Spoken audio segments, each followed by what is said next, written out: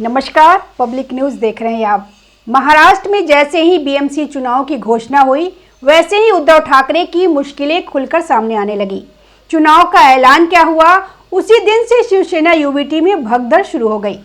Shiv Sena UBT को बड़ा झटका लगा है। अब साफ तौर पे कहा जाने लगा है कि यह सिर्फ एक चुनाव नहीं, बल्कि उद्धव ठाकरे की राजनीतिक साख की आखिरी लड़ाई है। बीएमसी चुनाव की घोषणा हो चुकी है। 15 जनवरी को मतदान होगा और 16 जनवरी को नतीजे आएंगे। कुल 227 सीटों वाली बीएमसी के साथ साथ राज्य के 28 नगर निगमों में भी चुनाव होना है। लेकिन जिस दिन यह घोषणा हुई, उसी दिन उद्धव ठाकरे को उत्तर मुंबई से एक बड़ा राजनीतिक झटका लगा। उद्धव ठाकरे की पार्टी की एक बड़ी नेता उन्हें छोड़ के चली गई है, वो भी मुंबई से, उत्तर मुंबई इलाके से। उद्धव ठाकरे की एकमात्र उम्मीद बीएमसी, जिससे वो यहाँ पर अगर कुछ भी बेहतर प्रदर्शन कर पाते हैं तो मुंबई की राजनीति में, महाराष्ट्र की राजनीति से तो वो गायब है। मुंबई की राजनीति में कुछ जगह बचा के रख पाएंगे, लेकिन इसके आसार भी खत्म होते जा रहे हैं। इनके बड़े नेता जा रहे हैं और अभी जो गई हैं वो हैं तेजस्वी घोषालक। उनकी पार्टी की वरिष्ठ नेता तेजस्वी घोषालक ने शिवसेना यूबीटी को अलविदा कह दिया और बीजेपी का दामन थाम लिया। तेजस्वी घोषालक सिर्फ एक नेता नहीं थी, बल्कि उत्तर मुंबई में प्रभावशाली घोषालक परिवार की प्रतिनिधि थी, जिनका असर दहिसर, मागाठाणे, बोरीवली, कांदिवली और मलाड तक फैला हुआ था। ये वही परिवार है जिसके संबंध बाला साहब ठाकरे के दौर से शिवसेना के साथ रहे हैं। तेजस्वी घोषालक के ससुर विनोद घोषालक शिवसेना से विधायक रह चुके हैं। शिवसेना के विभाजन के बाद वे उद्धव ठाकरे के साथ यूबीटी में रहे। तेजस्वी के पति अभिषेक घोषालक भी यूबीटी में सक्रिय थे, लेकिन इसी साल फेसबुक लाइव के दौरान उनकी सनसनीखेज हत्या हो गई। इस दिल दहला देने वाली घटना के बाद आरोपी ने भी आत्महत्या कर ली थी। पूरे मामले की जांच फिलहाल क्राइम ब्रांच कर रही है। इस घटना ने न केवल राजनीतिक हलकों में बल्कि पूरे महाराष्ट्र में गहरी सनसनी फैला दी थी, जिसके बाद से सारा विवाद शुरू हुआ। तेजस्वी घोषालक को किनारे किया जाने लगा और जब उद्धव ठाकरे ने उनकी एक नहीं सुनी, तब उनकी बात ऊपर तक नहीं पहुंची, नहीं कोई मदद मिली, तो उन्होंने पार्टी को छोड़ने का फैसला लिया। अभिषेक घोषालक जब तक थे तो स्थितियां ठीक थी।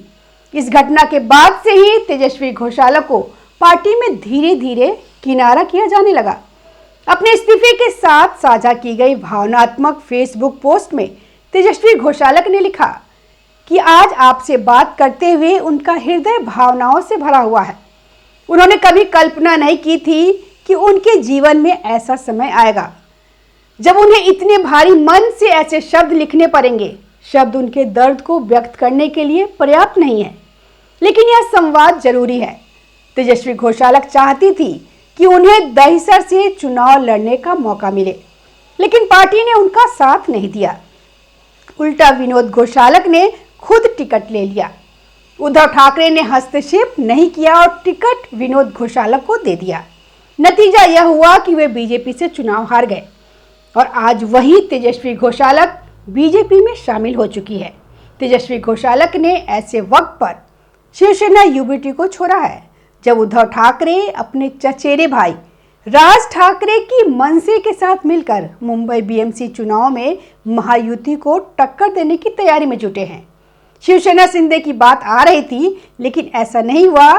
तेजस्वी घोषालक बीजेपी में शामिल हुई हैं और इसके आसार पहले ही दिख गए थे, लेकिन वो जब विधायक के तौर पर उन्हें नज़रअंदाज किया गया, फिर भी उन्होंने इंतजार किया और बीएमसी चुनाव का इंतजार कर रही थी कि कॉरपोरेटर के तौर पे लड़ूंगी।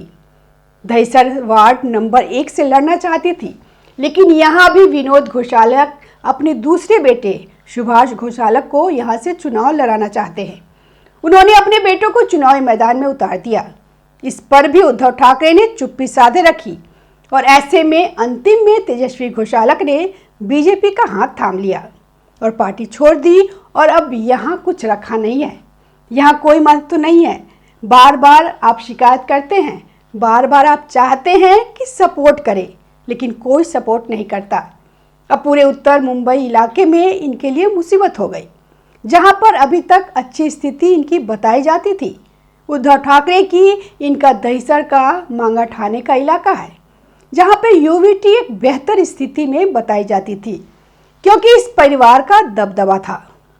लेकिन अब दहिसर, मांगा ठाणे, बोनी बोरीवली, कांदिवली और मलाड का कुछ हिस्सा, अब यह जो उत्तर मुंबई में आता है वो यहाँ पे अब टक्कर हो गई है, क्योंकि यहाँ पर अब ये परिवार एकजुट नहीं रहा, पार्टी बट गया है। तो इस तरह से पार्टी का प्रभाव भी, परिवार का प्रभाव भी बढ़ जाएगा और इससे उद्धव ठाकरे को नुकसान होगा। तेजस्वी घोषालक ने काफी समय तक इंतजार किया, उन्हें विधायक स्तर पर नजरअंदाज किया गया, फिर भी उन्होंने पार्टी नहीं छोड़ी। बीएमसी चुनाव में कॉरपोरेटर के तौर पे लड़ने की उम्मीद लगाए बैठी रही, लेकिन यहाँ भी वही कहानी दोहराई गई। दहिसर वार्ड नंबर 1 से वो चुनाव लड़ना चाहती थी, मगर वहां उनके ससुर ने अपने दूसरे बेटे सुभाष घोषालकर को मैदान में उतार दिया। उद्धव ठाकरे ने फिर चुप्पी साध ली। यही वह मोड़ था जहां तेजस्वी घोषालक ने फैसला कर लिया कि अब इस पार्टी में उनके लिए कोई जगह नहीं बची है। बार बार शिकायत, बार बार अपमान और कोई ठोस समर्थन नहीं। आखिर कोई नेता कब तक इंतजार करता? Mumbai district central cooperative bank में उन्हें डायरेक्टर बनाए जाने के बाद से ही कयास लगाया जाने लगा कि वे पार्टी बदल सकती है, क्योंकि उस बैंक पर बीजेपी का दबदबा है। मातोश्री बुलाकर उन्हें मनाने की कोशिश जरूर की गई, लेकिन सिर्फ आश्वासन और बातें किसी नेता को रोक नहीं सकती।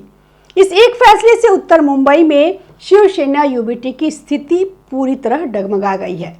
जिस इलाके को अब तक उद्धव ठाकरे का मजबूत गढ़ माना जा रहा था, वहां परिवार भी बट गया है और पार्टी का प्रभाव भी। उधर एकनाथ शिंदे लगातार शिवसेना के पुराने नेटवर्क को अपने पाले में लाने में जुटे हुए हैं। वहीं उद्धव ठाकरे अपनी पार्टी के नेताओं को रोकने के लिए एक एक करके उन सबसे हाथ जोड़ते नजर आ रहे हैं। भास्कर यादव को नेता प्रतिपक्ष का लालच देकर रोके जाने की कोशिश हो रही है, लेकिन वे भी सही मौके की तलाश में है। पिछले बीएमसी चुनाव में जब शिवसेना एकजुट थी, तब उसने 227 में से 84 सीटें जीती थी और बीजेपी को 82 सीटें मिली थी। उस वक्त शिवसेना सबसे बड़ी पार्टी थी। आज हालात बिल्कुल उलट है। पार्टी टूट चुकी है, विचारधारा बिखर चुकी है और पिछले एक साल में 50 से ज्यादा नेता पार्टी छोड़ चुके हैं। आज उद्धव ठाकरे न हिंदुत्व की राजनीति में साफ दिखते हैं, न ही तुष्टीकरण की राजनीति में कोई ठोस पकड़ बना पाए हैं। राज ठाकरे से समझौता अधूरा है। कांग्रेस और शरद पवार से तालमेल लगभग नामुमकिन दिख रहा है। नामांकन की तारीख करीब है और गठबंधन के लिए वक्त ही नहीं बचा। अगर बीएमसी में वही हाल हुआ जो विधानसभा चुनाव में हुआ था, तो यह शिवसेना यूबीटी के ताबूत में आखिरी खेल साबित हो सकता है। बीएमसी हारने का मतलब सिर्फ एक चुनाव हारना नहीं, बल्कि मुंबई की राजनीति से पूरी तरह बाहर होना है।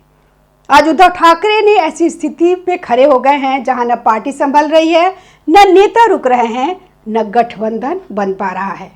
बीएमसी चुनाव उनके लिए आखिरी परीक्षा है और फिलहाल उनकी तैयारी सबसे कमजोर नजर आ रही है। धन्यवाद। हमारे वीडियो को लाइक कीजिए, शेयर कीजिए और हमारे चैनल को सब्सक्राइब कीजिए। ताज़ा खबरों से जुड़े रहने के लिए हमारे चैनल को सब्सक्राइब करें और बेल आइकन को दबाना ना भूलें, ताकि हर खबर की नोटिफिकेशन आपको मिलती रहे।